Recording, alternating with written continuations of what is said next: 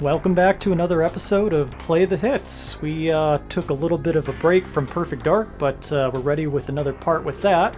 How are you doing, Chris? I'm good, Nick. Say, do you think that couch over there in the corner is used for sex? I'm sure it's used for interviews. I was gonna say, this looks like a porno casting couch setting if I've ever seen one. Look at that lighting. I mean, it's got a couch, a glass table. Well, now that I think about it. And multiple flexible cameras all around. Yeah, I don't know. You might be a little bit more adventurous to me. I need more of an atmosphere, but... Oh, God. Okay, so anyways, continuing right along with where we left off. I mean, I'm not saying Joanna Dark moonlights as a porn star, but if that's not a porn name... Who's to say that we're not? Who's to say we're even in her office? She's just crashing someone else's office. Anyways, so let's see. We left off at This is all part of the Trump investigation. Sorry. Right. Anyway. Oh, jeez. Speaking of presidents. Oh God. Okay, so we back. left off in my least favorite stage of all, Alaska. We saved the president, and then we crashed Air Force One into one of our non-contiguous states. So we got to go save the president from Skedar aliens and unfoil a plot to clone him. With that weird, like, velvety-looking Italian enemy. Oh, good old Trent Easton. Yeah. Hey, Mr. President, maybe I crash your fucking plane, huh?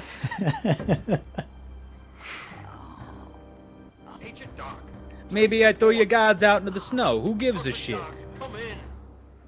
Agent Dark reporting in. I am Oh, really wrong. hearing Donkey Kong 64's music as I listen to this game. Something's Nice. jamming I my wish I could hear the transmissions. music, but It's apparently as coming long from as another craft. the NVIDIA overlay is a Find the thing, jamming device and Discord's just not check going to it out. This is cooperate. okay. But that's alright. Not forgetting the president. That's okay. You get it for It's- some games.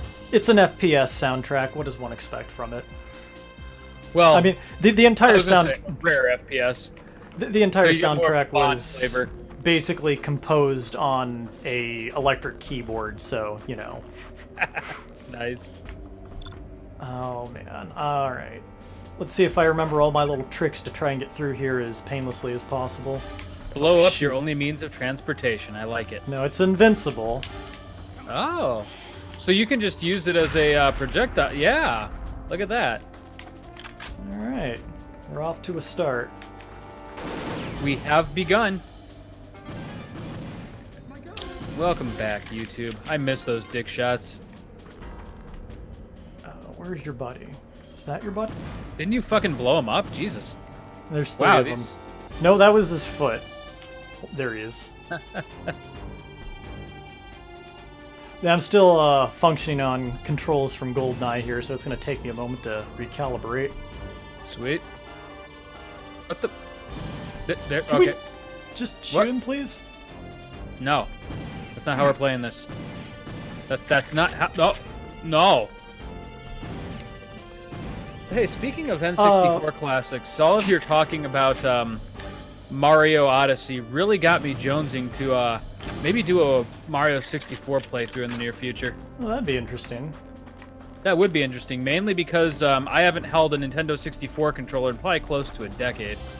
So I have played the game more recently than that, but it was the DS version and the Wii U Virtual Console port. Mario 64 on the Wii U, that strikes me as a little, I don't know, odd. It was, and so I beat the DS version because I thought it was kind of a unique take on a familiar classic, but then never beat the Wii U version. So we can always go back to the 64 now that I have one here in my office. And hello, You should find it useful. man, you, Elvis. it would have taken every fiber of my being not to shoot that fucker when he was running towards you like that. Jesus Christ, it's an alien! There was bright lights, and then this alien started coming from the craft. I know when to start firing. That is when. Alright, so I'm doing this mission in reverse order here because these Datadyne or Skedar troops kind of spawn out of nowhere. And with the particular rifle they use, they'll kill you almost instantly before you know they're there. Now, Yeah, rifles do that. I have to... Well, I mean, video game rifles.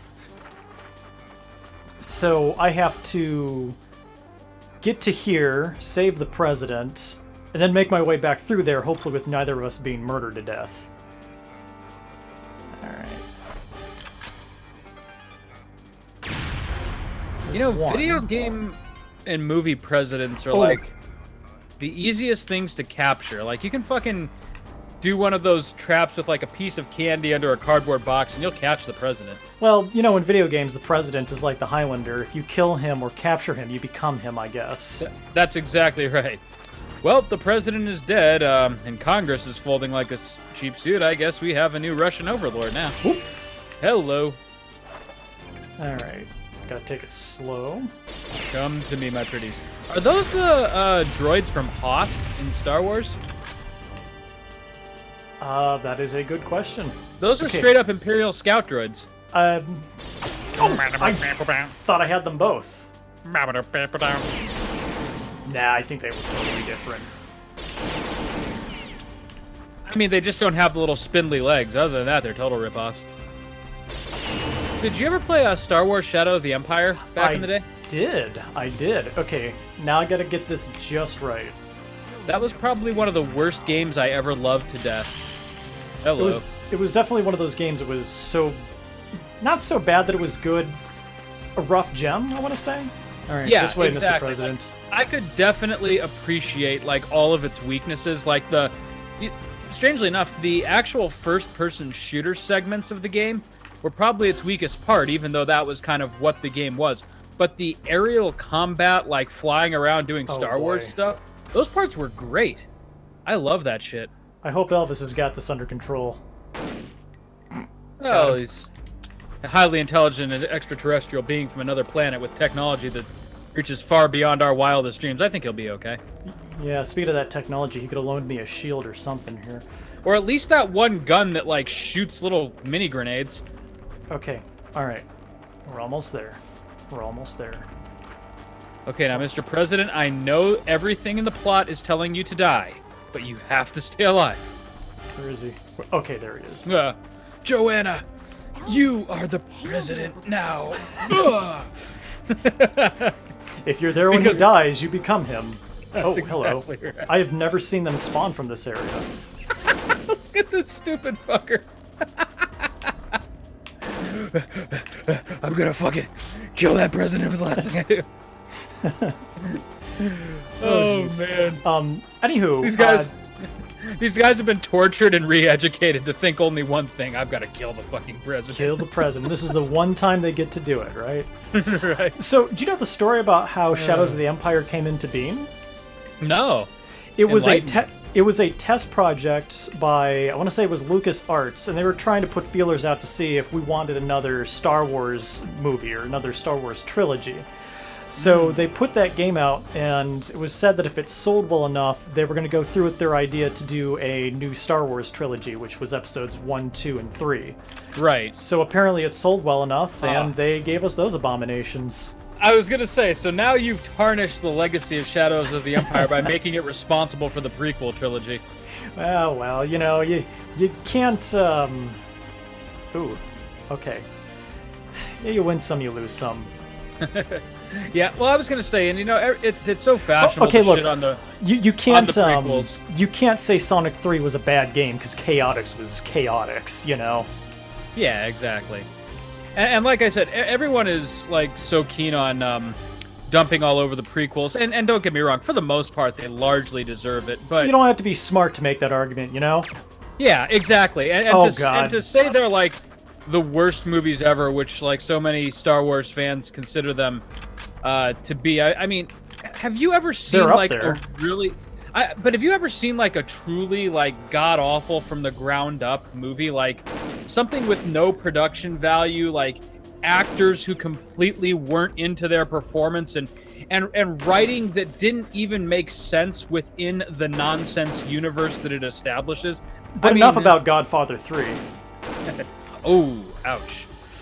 Well, again, that too. The crime of Godfather 3 is that it wasn't Godfather 1 or 2. Well, it also wasn't a particularly. Well, it wasn't. I mean, no. Let me say this: if you recast the female lead and didn't make the main character Michael Corleone, you would have a perfectly milquetoast, like middle-of-the-road gangster movie. But because it was trying to step up to The Godfather 3, and because they lost Robert Duvall, it was just completely underwhelming, which for a Godfather movie is like an unforgivable sin. The escape pod. And likewise, the Star Wars prequels are very visually pleasing. How do I turn this damn thing on? There's like a button? All right, we'll come back to it.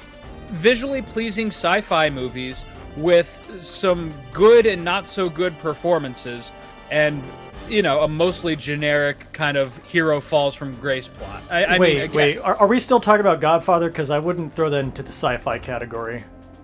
No. I'm talking now about the prequels. So again, but because they were called Star Wars, people like... No. Okay, are you trying to make... Excuse me, let me check myself.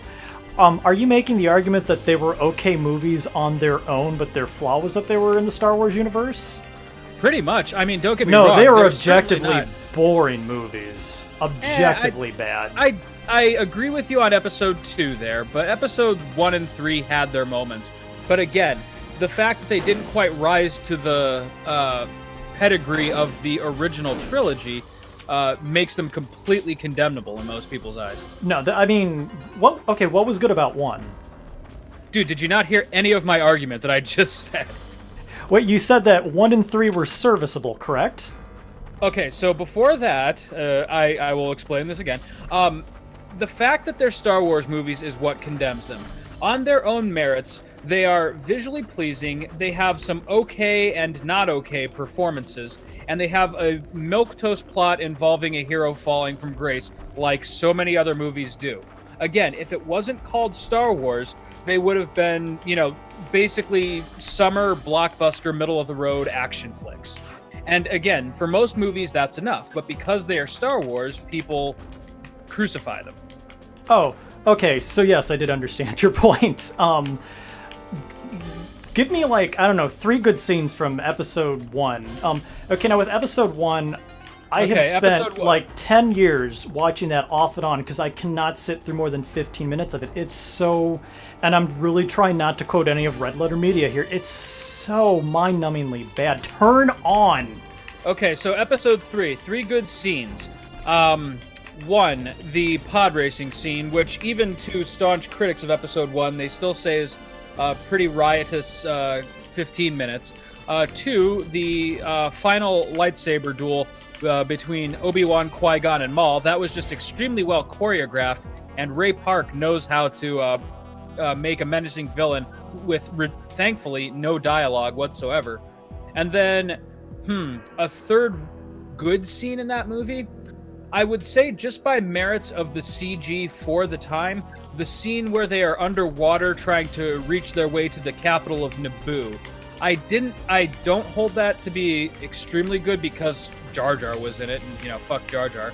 But at the same time, it kind of captured that feel of allure and mysteriousness that the Star Wars prequels, or not prequels, original trilogy had in making you feel like these alien planets actually had life and society and all that other good stuff. Why will this not turn on? I don't know. We're just kind of staring at this capsule like, who the and fuck I'm is mashing the heck out of the activate button. Is there a particular panel part of it that must be activated, or something you have to do first? Let's rule out the simple stuff here. Maybe I have to turn on the president scanner first. President scanner? What the fuck device is that? Look, there's a real president and there's a clone out there somewhere. I was just gonna say that is the most specific freaking device. I don't understand. That's like a piece of technology, skim milk scanner. Make sure it's the real thing before you drink it now. Is it because I saved the president first before activating the distress beacon? Like, did I glitch this objective? That's a good question. I legitimately don't know. This has never happened before. Try killing those rubes behind you. See if that helps. Or, pump the escape pod full of bullets. Maybe I activated by shooting it. All right. Well, that answers at least that we've question. established that. All right. Well, let's. I mean, it's still a distress signal. It's just, a flaming distress signal now. Oh, now we're all Well, in that's distress. All right, that Yeah. was weird. So, anyways, getting back to the subject at hand. Yeah. I really don't know how to say it without being contrarian, but I do not agree with those three options, and that's cool. That's cool. It's it's your thing. I did not like any of those three scenes. I mean, the lightsaber battle was cool for like 60 seconds, but I mean, at that point, it was happening between two characters I didn't care about. I mean, I guess the pod racing scene was all right, but when the hell did that belong in a Star Wars movie? Oh, they're all dead.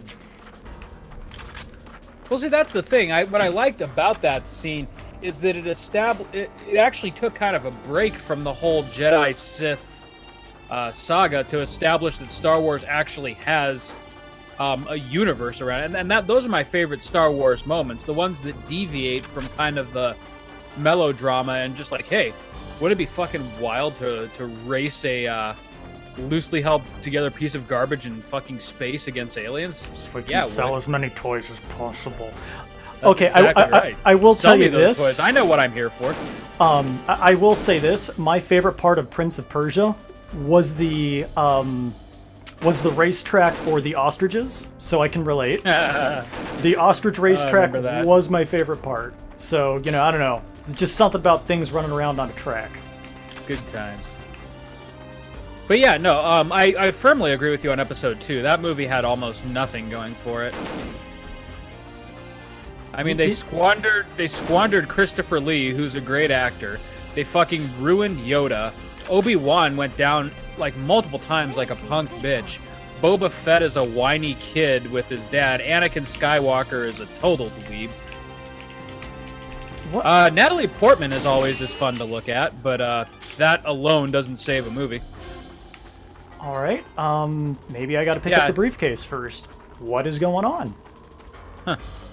Would it be great if like this one particular port of the game is just fucking glitched on this one objective, and so you'll never 100% it? I have played this version of the game across like 3 different platforms. I've done it on the Xbox before. Like, this shouldn't be an issue. That's a toilet, not the... There we go. President scanner. Okay. And then just to close out this argument, episode 3 was probably the most palatable of all 3 of them for me. There were moments in that movie that I like actually enjoyed enough to watch it again. But you're right. I mean, the prequel trilogy, they are weakly written films, and as a result, hey, there you go. Huh. All right. That was weird. And as a result, they've committed an unforgivable sin, which is to, not be top of the line and still call yourself Star Wars. But you know what? I mean, since then, Star Wars has established itself more as, like you said, just kind of a marketing ploy than anything else. But my thought is, if it's a marketing scam, then we can still get some genuinely good and fun moments and movies out of it, and still just be part of the consumerism machine that drives Disney. So I've kind of made peace with that. Well, I guess it really depends on how one feels about it. I have never been a big Star Wars fan. I mean, I thoroughly enjoyed 4, 5, and 6 was garbage, but Well, that's fine. what I was thinking. If we get 2 movies that are actually, high cinema art, which is, I firmly consider Empire Strikes Back to be that, and then a couple of other really entertaining movies, then that's a win in my book. I enjoy some of the new stuff. I enjoyed Rogue One quite a bit, simply because of what I was saying about the pod racing scene. Is that it kind of deviates from the usual Star Wars method and actually kind of shows you this stuff. Here's a little fact that I can trot out. Oh, go ahead. I interrupted you mid-sentence. Well, I was going to say, it's a movie that's actually about Star Wars, war in the stars. That's That's kind of what I've been wanting from the beginning. The game gets good 20 hours in. The series gets good 15 years in. It's a bit late for me. Oh, shut up and watch the movie, Nick. But that reminds me, episode 6. Let me see if I remember the story correctly. The guy who made the movie Dune was originally supposed to work on Star Wars Episode 6, and when he took a look at the plot and read the part about the Ewoks, he dismissed it and said, Ewoks. "This is cartoon nonsense," and then left the project. So we could have had a very different Star Wars Episode 6 at one point. That part was the real departure from everything else and kind of the first signs of trouble. But I still enjoyed Return of the Jedi, if for no other reason than it finally, accomplished the whole Darth Vader redemption thing. It brought the series to a close, but okay, I'm gonna have to quote Red Letter. I like the conclusion of Luke's hero journey too. I mean, I identified with Luke Skywalker enough at that point that I was glad to see him come into his own. Yeah, Luke Skywalker had the perfect, entertaining, atypical Joseph Campbell hero of a thousand faces story arc. Perfect, hit all the beats exactly as it was supposed to. I could give a damn less about Darth Vader's story arc. Like I was saying, to quote Red Letter Media, I never really liked episodes 1, 2, and 3 because it was a story that didn't need to be told. I mean, Darth Vader was just a henchman in the greater universe. He wasn't even a big deal in 4, 5, and 6. He was just one of several I was going to say, hands. that's what made his arc in 4, 5, and 6 so great, is that he was, he starts off as this big, imposing menace, and then the Emperor comes along, and you see that Darth Vader's just his bitch. But then, finally, Vader's like, okay, so if I'm just going to be subservient... Elvis just wasted that guy. Nice. Oh, God, Elvis! Then, ultimately, he just took the reins back from the Emperor. It gave him his own, Someone finish him! At the end. Okay, there. Right? He'll be able to protect the president. Yeah, and that was the Darth Vader I could get on board with, is either the masked menace archetype, or the sympathetic henchman who gets the last laugh on his jackass boss. I mean, I was down for either of those. It was not a bad way of putting it. whiny, insecure Anakin that I had a problem with.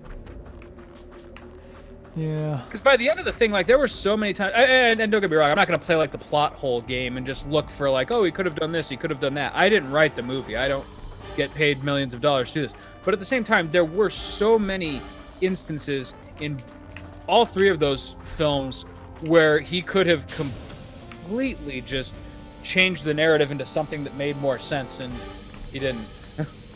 Well, I guess it's one of those things where at the end of the day, I've paid a grand total of maybe $15 to see all 6 of those movies, so, I guess that really doesn't give me a chair at the director's table when it comes down to it, right?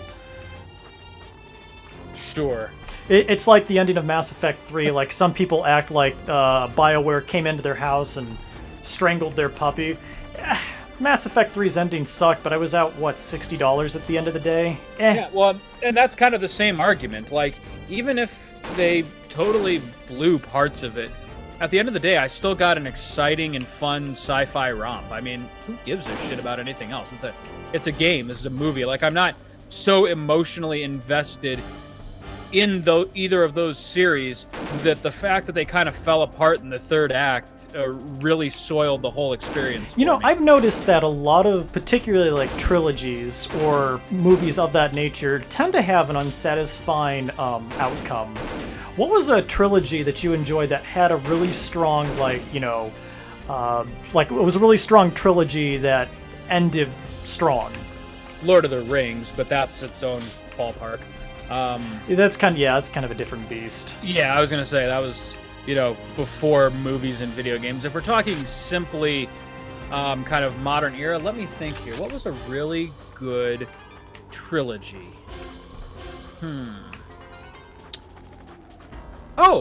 Uncharted. Okay. I mean, that stayed fairly consistent, and of course, actually, the 4th game came along to really end the series, and that was actually probably the strongest entry, strangely enough. But Uncharted as a gaming experience kind of stayed consistent throughout all 3 entries. It never really deviated very much. Like, you knew what you were getting in all 3 games, but with each successive entry, it was always pretty low risk. Like, they never tried to reinvent the wheel, but they just kind of polished what was there just a little bit more every time. They added some like exciting new locales. They always upped the ante on the action set pieces. So even though it wasn't like Shakespearean, you were still in for a really fun hero adventure kind of thing. But you're right; those tend to be the exceptions rather than the norms. Mm-hmm. I would go so far as to say that out of the last generation, like the PS3, I think in its own way, Uncharted is the best series we got out of that. Which isn't to say like Uncharted are like the greatest games ever, but the fact that they could consistently deliver a fun, just wildly... I think I got all 3 of them. wildly raucous action games as consistently and impressive visually as Sony did. I mean, that was good game making. It just showed dedication to the craft, if nothing else. Do I have any more mines? Oh, shoot. All right, I'll be back for you, Mr. President. Wait, were you going to drop a mine on the president? I was going to stick a remote mine to him, and then when I got to the very end of the mission, detonate it, but I'm out of mines. Is that the fake president? Yeah, it's the president.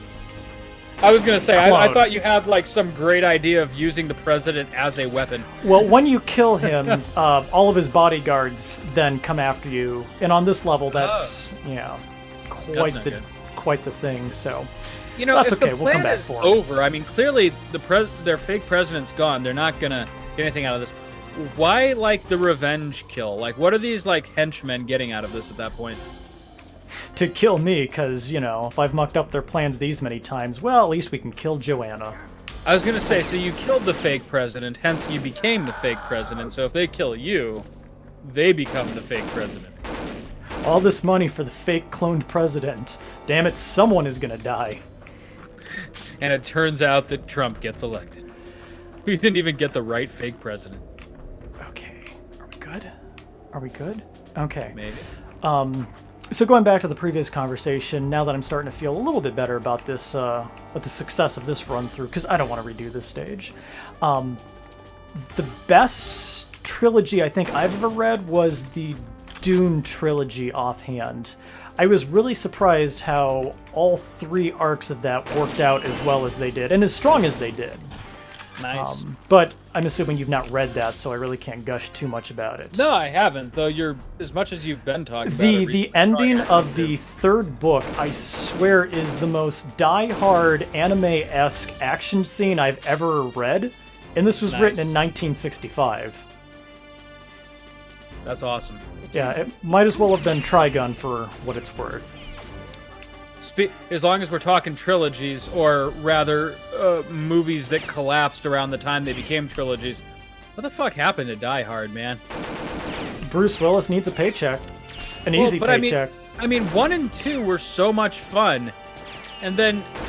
Okay, now when you say 2, which are you talking about? The one where he's trapped in the airport. I didn't get that impression from that movie. I like 2 a lot. I mean, not as much as 1, but I still enjoyed 2. You did not like Die Hard with a Vengeance? With the 3rd one with Samuel L. Jackson? Yeah. Yeah, I mean, I liked it, but at the same time, it started to show some cracks in the pavement, I think. Okay, let's shut down this jamming device with Trent Easton's one-hit kill gun. Nice.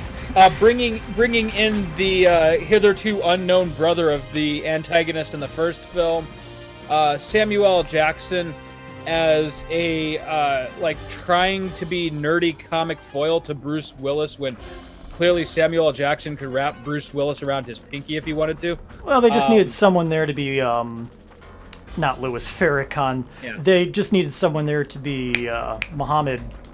Oh man, what was his name?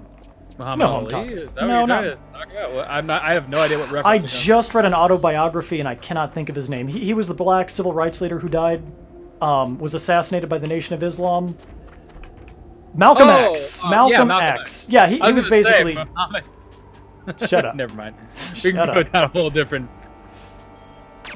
rabbit hole with that one. Okay, But got him. No, again, kind of the same thing as The Godfather. It was a serviceable movie, but again, like I had expectations for a Die Hard going into that. And again, like what I liked so much about Oh one god, Elvis is hideous in HD. yeah, he is. Oh I like my his little alien gosh. nipple. One thing, sir. Or his distended ribs? The pelagic I mean, Right. emaciated rib cage?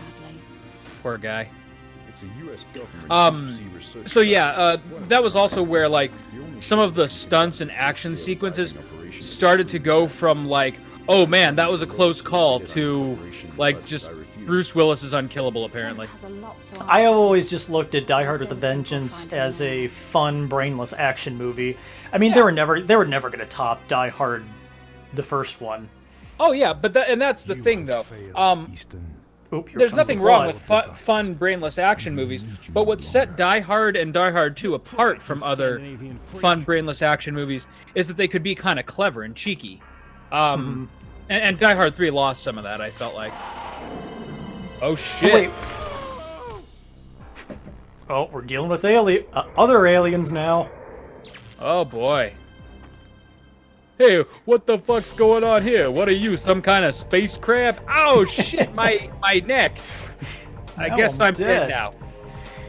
Alright.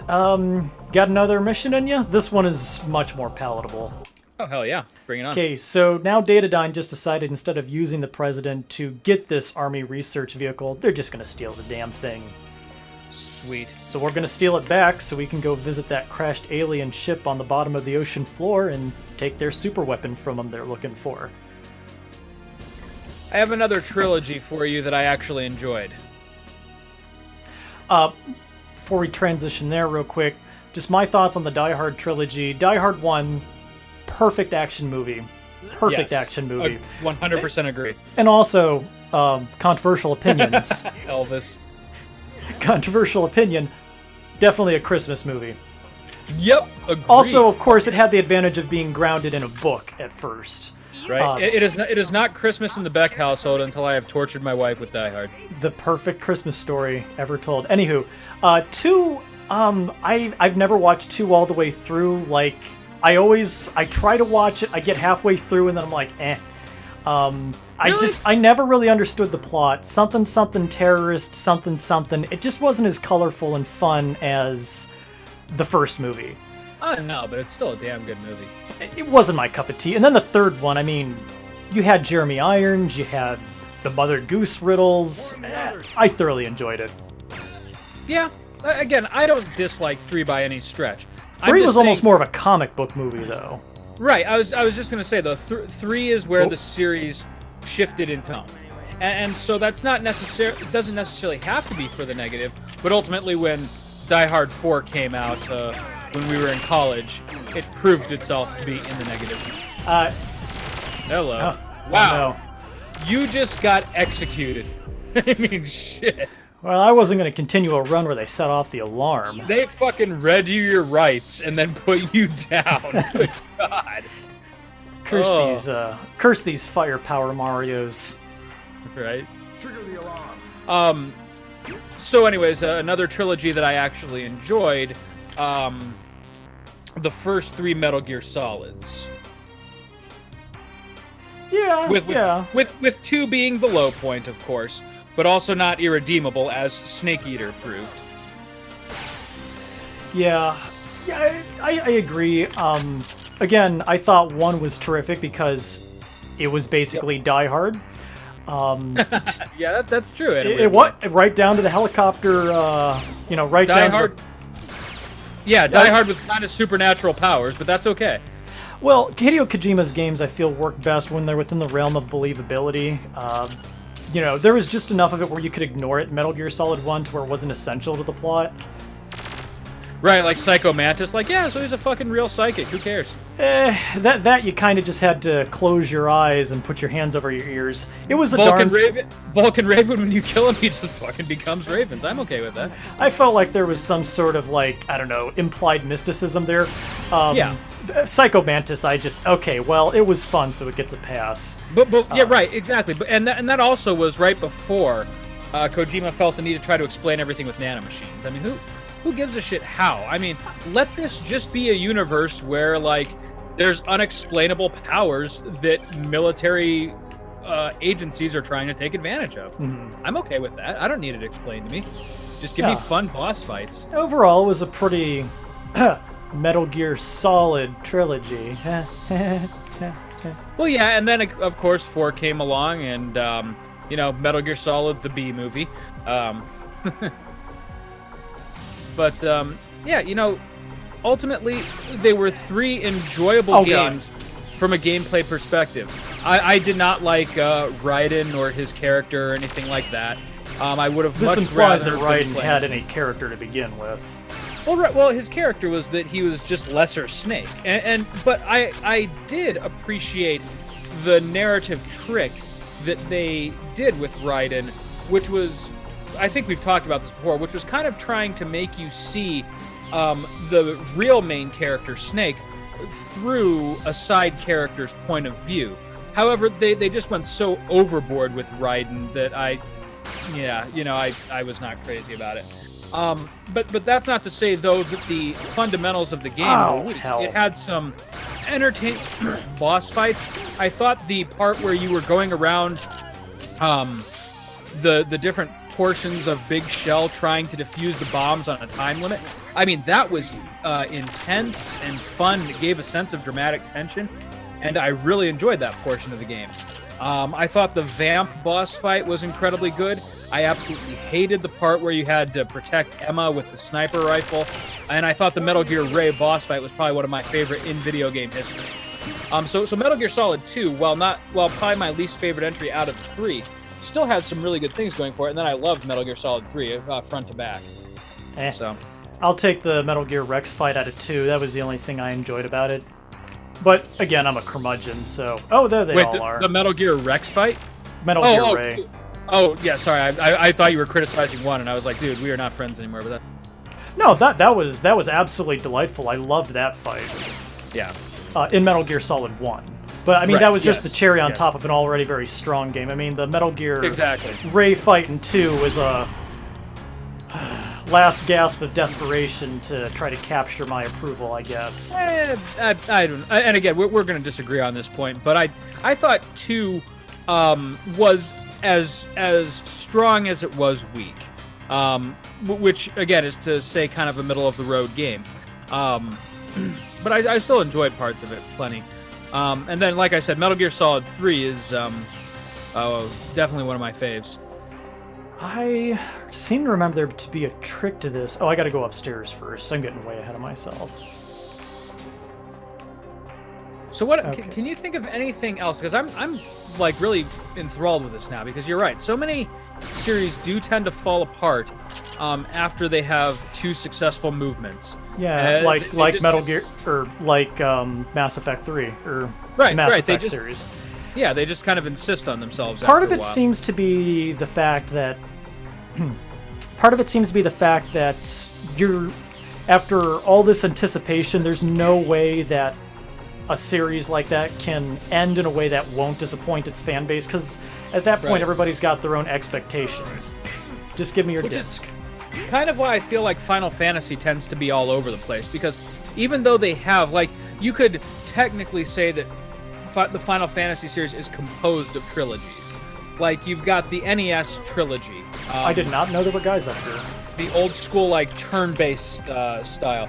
You've got the SNES trilogy, which is, Ooh. still classic, but it incorporates the ATB system and does interesting things with the job class mechanic in 5 and the lack thereof in 6, yeah. forcing you to adapt with your party. And then there's the PS1, which kind of tried some funky new experiments, but ultimately was strongest in Final Fantasy IX when it held on to tradition. So, yeah, I mean, it's composed of trilogies, but it also doesn't, like, there's no sweeping narrative across 3 games that, is dependent upon the trilogy structure. It's more just like, these are the movements of the games from their time period. Oh! I don't think either of us can shoot through this, can we? Oh, yes, That we guy can. does. That guy doesn't seem to give a shit. Where's it coming from?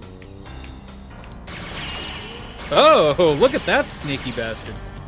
Yeah, if someone trips the alarm, it doubles the amount of enemies on the stage. Aha, lovely. But if I can make it through this last part, I might be able to get out of here yet.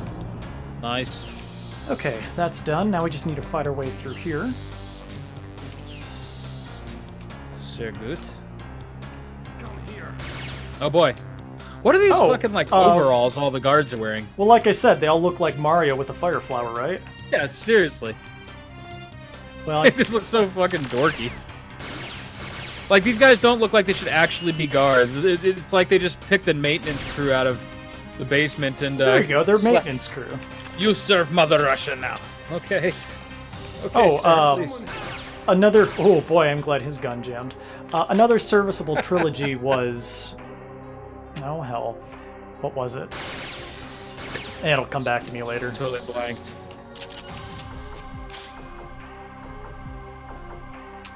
Now, see, Perfect Dark, though, had the courtesy to have one really good game and then fall apart in the second game before anyone could think that it was going to be too great. Now, remember, there was a lost GBA version of the game that you could hook up to Perfect Dark and unlock bonuses in this game. Ah, I did not know that. That's fascinating. It didn't sell too well, and rightfully so, because it was basically like Metal Gear Solid 1's game for the NES. You know, a top-down shooter. Oh, yeah. Yeah, not too grand. Donkey Kong, the Donkey Kong Country series kind of fell apart in the third act. Yeah, and I don't know. I know people who like Donkey Kong Country 3. For me, it was just so forgettable. I mean, like... It was a good game. You were just ready to move on. I've seen this before. Yeah. It was just... It was... Well, now, this is going to sound kind of weird because this is exactly what I just praised Uncharted for. But it just repeated the formula of the first two games and played it safe, right? But it almost played it too safe. Like, it didn't... Like, even something new, like a... I don't know. I don't even know what I'm looking for here, because the game didn't do it. It tried to mix things up by making us think that there is a new villain, you know. Yeah. So whereas Uncharted tended to up the ante with each game, Donkey Kong Country 3 just kind of hit the same plateau as the second game. So like the first game was brilliant, of course. The second game was fun and polished the mechanics, and the third game just could have been DLC for the second game. Here's what I was going to say. Another example of a great trilogy, the first 3 Resident Evil games.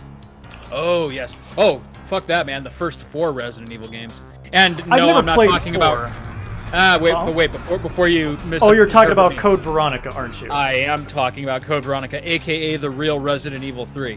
But let's not get started. Actually, fuck it. Let's get started. I'll play that eventually. Love old Resident Evils. Yeah, dude. So Resident Evil 1 defined the genre. Resident Evil 2, one of the greatest games ever made. Resident Evil Nemesis introduced a really cool mechanic where you are constantly loved that being mechanic, hunted. yeah. Yeah, you're always being hunted. And then Resident Evil 4 just brought it into the next gen and made it like super beautiful. And it was probably like the most polished and tight that classic tank control style gameplay ever was or ever will be again.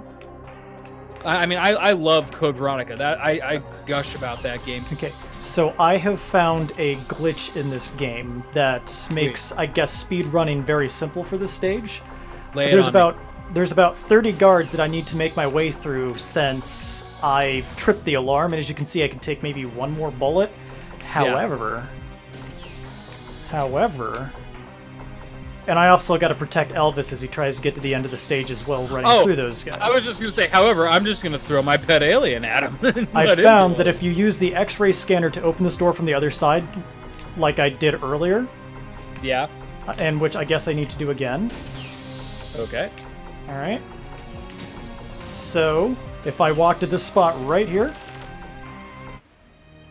That's awesome. Well done. Because that's where Elvis ends his routes, and trying to protect him and me, That's hilarious. All you missed was me running down a bunch of corridors. I love his scuba mask. Elvis is just adorable. Good catch, Elvis.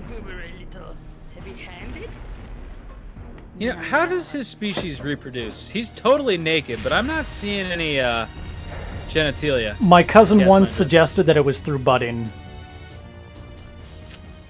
I'm sorry I asked. like a sponge.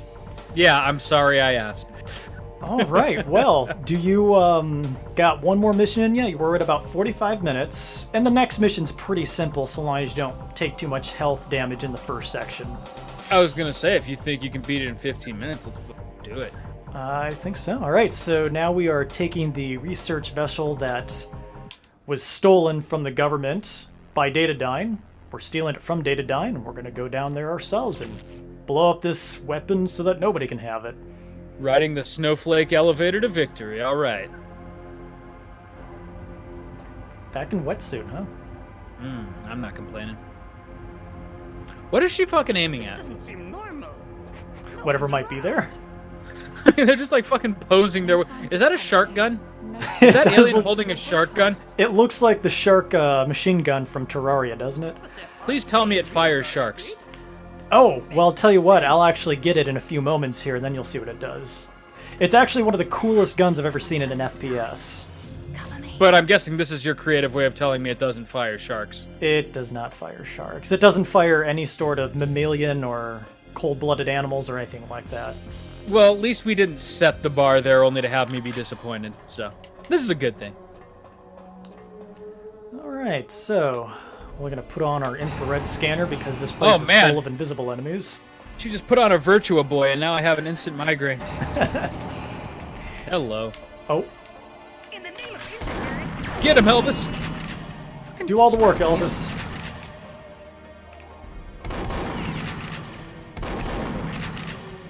Oh boy. Oh, This is like a fucking shooting gallery. It'd be hilarious every time they drop 50 points, 100 points. do-do-do-do, do-do-do-do-do. Oh, there is actually a shooting gallery in this game. If you don't do missions specifically, you can kind of wander around the Carrington Institute, and one of the things you can do is go to a firing range, and it lets you try out every weapon in the game, and then it's got a gold, silver, or bronze, like, metal challenge thing you can do. Really cool. Ah, clever. Might mess around with that a little bit on the next episode. Tight. If we get through here, I think we've only got 3 more missions. Really? Yep. So we're in the end game here. Yep. This is quote-unquote the last level. You'll see why. Nice. My favorite so far was definitely the Air Force One mission. That was nice, clean, in and out, real quick. And it was just fun. I mean, it was just kind of a cool setting, and it felt suitably dramatic. Oh, I kind of want to see if I can do some smaller, quicker projects in the future. I thought the Hollow Knight episode was perfect. I loved that. The next 2 projects I want to do is I want to do a run-through of Party Hard, and then Party Hard and the Count of Lucin Manor. Have you heard of either of those 2 games? No idea what either of those are. The Count of Lucin Manor is like a murder mystery puzzle game set in like 2D Resident Evil. Very, very Nice. cool. Good times. 2 games that I don't really see too much on YouTube, so, you know. I like to do things that haven't been done to death before. Yeah. Speaking of which, we still do in our get us those Fortnite sick stream. Views. Yeah, exactly. Okay. Oh, there he is. I was. He just took a shotgun to the guts. Oh my god. Okay, multiple times. so I don't really have to think too hard on the stage, so maybe I should trot this out now. I just took it upon me, since I've got free time, to read both The Killing Joke and The Long Halloween. Oh, nice. 2 excellent comics. So, have you read them both? Oh yeah. Oh boy, I got I mean, Elvis there. it's been quite a while, but yeah. I kind of...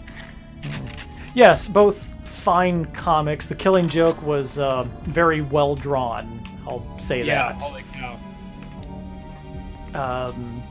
I honestly never really quite saw what the big what the big renown was that was surrounding it. Where's the thing I gotta shoot? Is it back here? I never quite saw why it was so popular. I mean, unless we're talking about the art, which was terrific. It kind of came in an era where Batman had lost his way, and that was kind of a good return to form. Oh, is that what it was? See, I wouldn't yeah. know. I only really watched the Batman cartoon. The original one. And it was Alan Moore, who has his own pedigree. That's true. Oh. So. You sneezed and I thought it was an enemy, and I started to, like, shiver, and then I realized, wait, guys don't sneeze in this game. Oh, he already sees me. Did you ever... Hey, we were just talking about Metal Gear Solid. On the tanker mission with Snake, did you ever stay out there long enough that Snake, like, catches a cold and, like, gives away his location by sneezing? Oh, and, like, can't you take, like, cough medicine or something to cure it?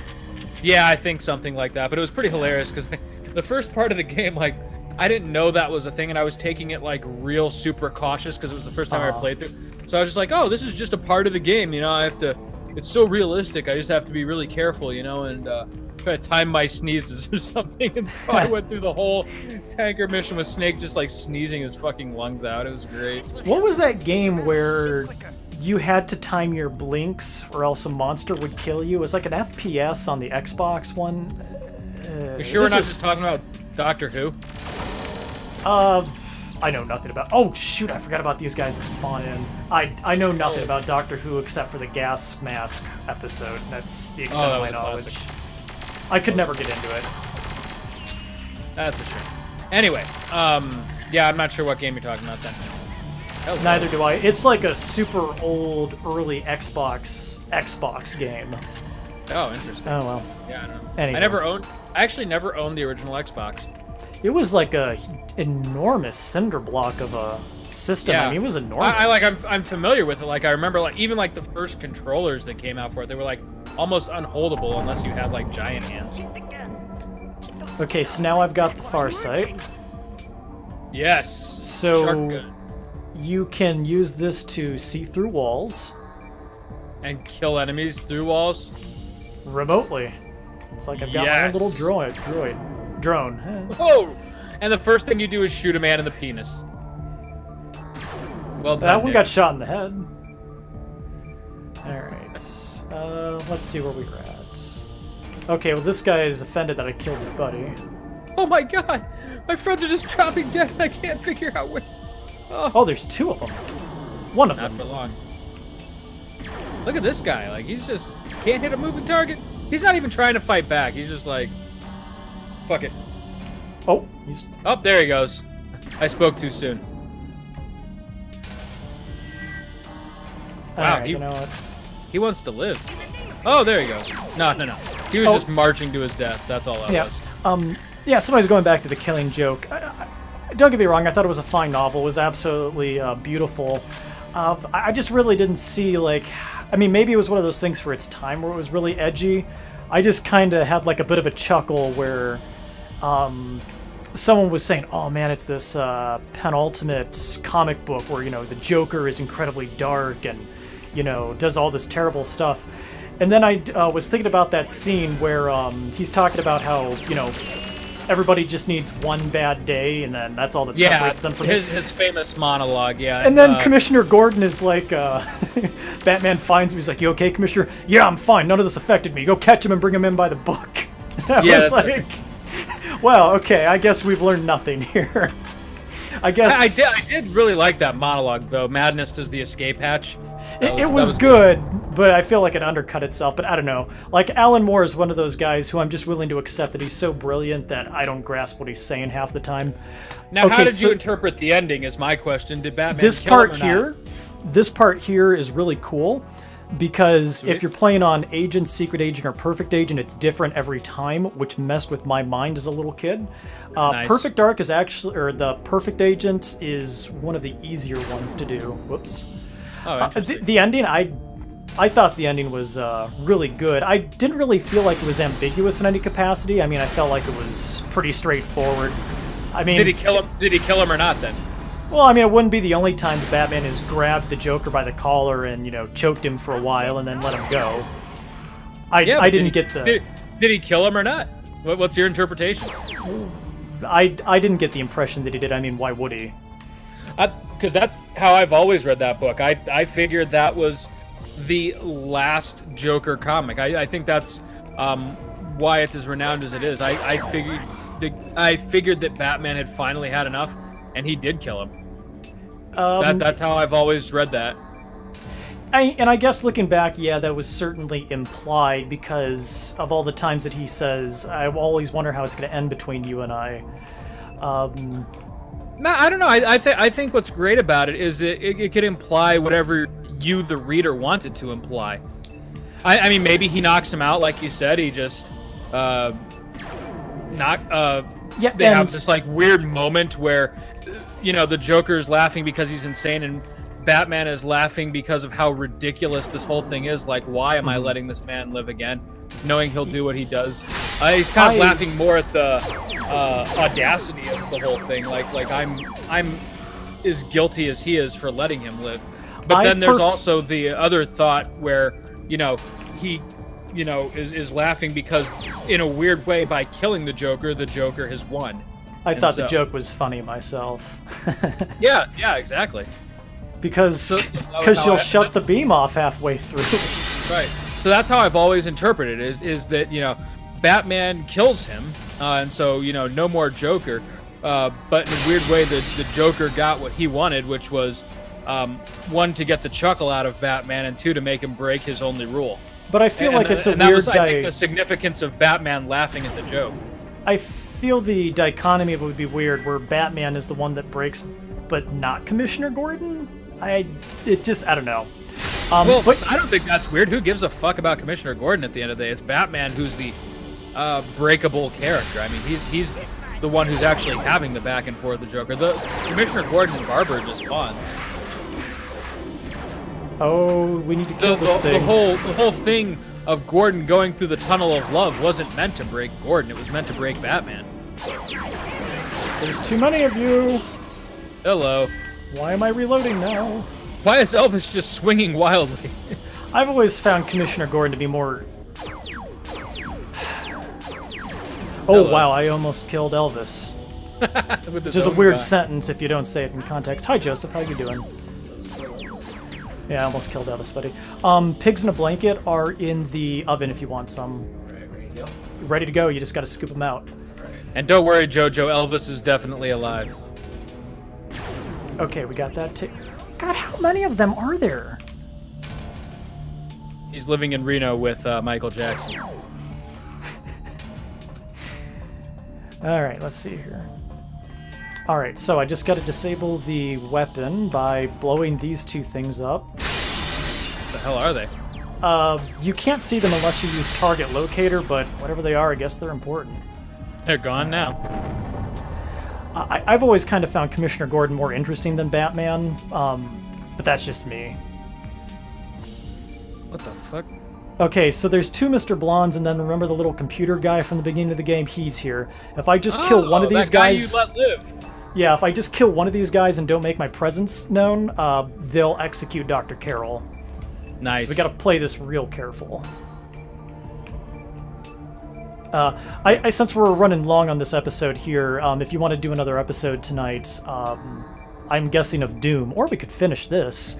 I'll talk about The Long Halloween, I guess, which I enjoyed far more. I loved that book. I marathoned that. Was really that. Good too. Yeah. Until we got to the end, but we'll get to that. Okay. Yeah. Oh, so you got him.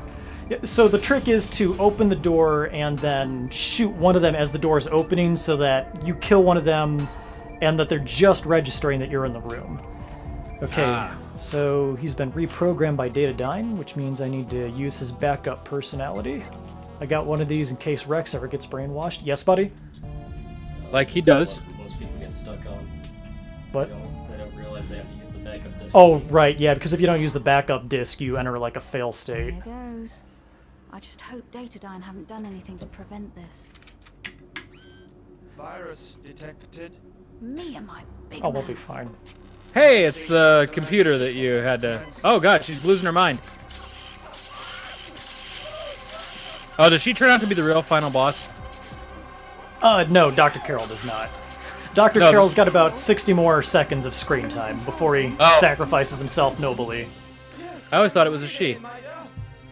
Yeah, Dr. Carroll, that's kind of a gender ambiguous name, right? I mean, the eyes certainly look feminine. They do look What do you mean? all these years. When the program has run, I will have Yeah, you're All right. these years. All these years, they do kind of look feminine. They look like they've got eyeshadow too. Yeah, right. destroy this. Lovely Joseph, what do you lashes. think? What do you think? Guy's eyes or girl's eyes? Girl's eyes, guy's voice. Sorry, John. Girl's eyes, guy's voice. There's There you no go. other way.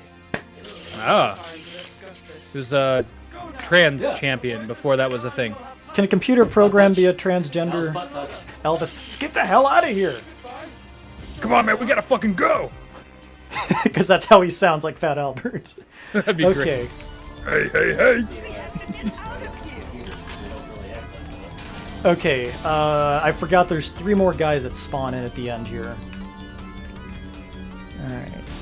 So let's make sure we've got this down correctly. Okay, good.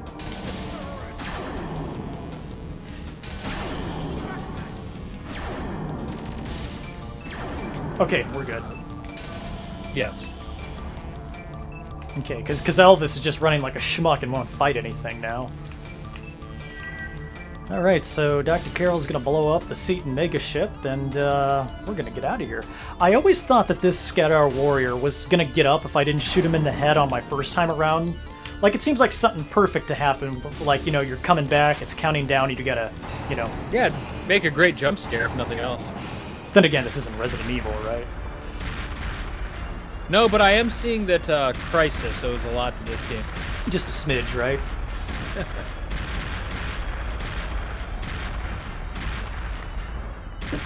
Boy, I'm glad you told me to dial down the game's audio for the explosions. Oh yeah, this would have been quite overpowering. Wow, they're really milking this explosion scene. I assume the Like- door was supposed to close, It's like that Family Guy bit, you know, where they just show it from a whole bunch of different angles. right? Alright, well, Already, John?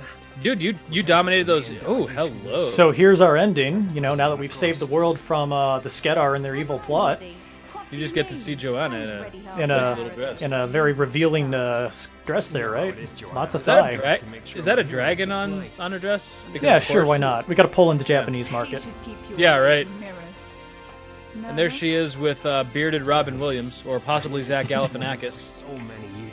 I'm gonna go with Robin Williams. Friendly contact between humans and mans is what the Institute was. So we killed the evil aliens, and now we're gonna make peace with the good aliens. Nanu nanu. What happened? Thanks, Robin. Where did that come from? Or maybe Datadine will just get pissed and, you know, try some last minute stuff and hit us on our I home was- base. I was figuring Elvis was going to turn on you. Right? He's the alien traitor. Right, that would suck. Now comes the legendary, most chaotic stage in the entire game. Nice. Next time on Play the Hits. Well, we can't watch half the cutscene. No, but I mean, that's what's going to happen. Well, we've really got ourselves into a situation now, Joanna. We'll have to find out what happens next time on Play the Wasn't Hits. that a pistol when she grabbed it? Shh, don't worry about it. Don't worry She about just it. turned it into a rifle. Okay, cool. Next time. See you then, Nick.